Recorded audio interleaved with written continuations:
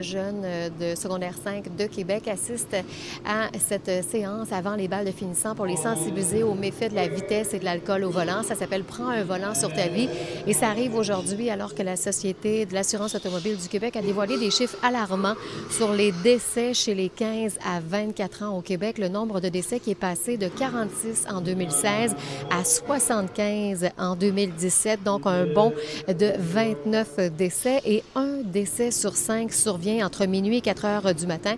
Donc, avec la nouvelle réforme du Code de la sécurité routière, il y a des modifications importantes, notamment au niveau des couvre-feux chez les jeunes de minuit à 5 heures du matin pour les apprentis conducteurs. Également, une limite de passagers à l'intérieur des véhicules entre minuit et 5 heures du matin pour les conducteurs de 19 ans et moins dotés d'un permis probatoire. On peut entendre là-dessus le ministre du Transport suivi de quelques jeunes que j'ai rencontrés.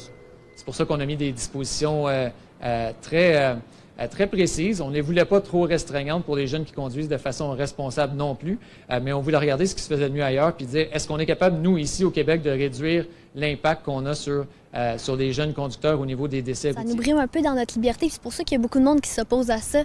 Mais je pense qu'on peut essayer puis voir ce que ça donne. Si ça réduit rien, bien, on va voir que ça va être un échec. Mais si finalement ça améliore beaucoup, je pense que ça peut être juste positif. Je trouve qu'il y a beaucoup de contraintes que ça va amener vers les jeunes qui vont juste pas respecter la règle.